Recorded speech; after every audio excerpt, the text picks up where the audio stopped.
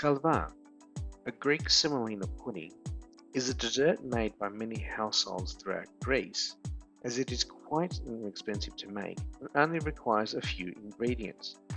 My mother, who has a Greek background, used to make this for my brother and I when we were growing up, so this dish has some fond, nostalgic memories for me. Here's how to make it. First, we need to make the syrup. Place a small pot on a stove and add 2 cups of white sugar and 4 cups of water. To that I also add 1 cinnamon stick, 4 cloves and 1 slice of lemon. I switch the stove on and allow the mixture to come up to the boil and turn down the heat and let it simmer for 10 minutes. After 10 minutes, I switch the stove off and put it to the side to cool slightly while I prepare the semolina mixture. For the semolina mixture, I grab a second pot. I recommend using a deep pot for this. The reasons for this will become apparent later. I add 1 cup of vegetable oil and let that heat up for a couple of minutes on high heat. You can use whatever oil you like, as long as it is a neutral oil with a little flavour.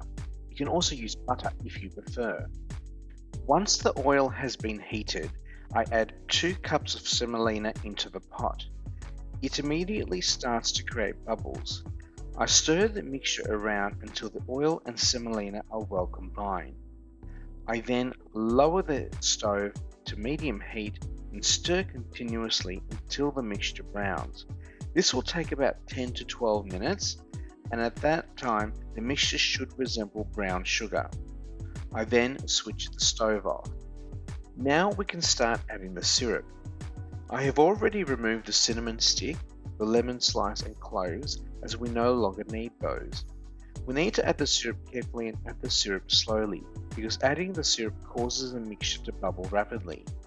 This is why I recommend using a deep pot. I add the syrup 1 ladle at a time until all the syrup has been added. When you do that, you can see that the mixture now resembles soup. That's okay and perfectly normal. I fire up the stove again and put it on medium heat to cook the mixture further. As we continue to cook the halva, it will thicken. At this point, I add a few aromatics to the halva.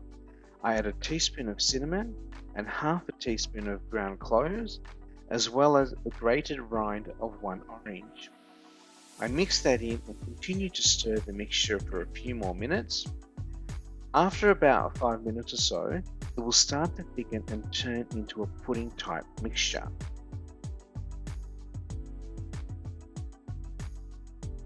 As it is thickening, I also add half a cup of sultanas and a 1/4 cup of toasted pine nuts and give that a good stir into the mixture. These ingredients are optional. Once the mixture starts to move away from the sides of the pot and almost forms a dough, I switch off the stove and it is ready to be molded. I'm using a bundt tin to mold the halva. If you don't have a bundt tin, you can use a round tin or a big bowl to mold it in, or even mold it into individual portions using ramekins or something similar. I spray my bundt tin with some olive oil spray. This helps prevent the halva sticking to the pan and also gives it a shiny gloss once it is removed. I spoon the mixture into the bundt tin until it has all been removed from the pot, and then smooth the top of the halva with a spatula. You need to let it cool down for about an hour or so and invert it onto a serving plate. I say a quick prayer to the gods of Mount Olympus that it comes out without breaking, and remove the bundt tin. My prayers were answered. Now it's ready to serve. You can serve it as it is, or you can serve it with some whipped cream on the side or maybe some ice cream. I personally don't think it needs either, as it is quite sweet as it is. And there you have it, halva. While many Greeks will be familiar with this dish, many non-Greeks won't be, so give this a try. You'll be pleasantly surprised, and it is quite cheap to make. I hope you enjoyed this video. Please give it a like and consider giving me a follow if you haven't already done so.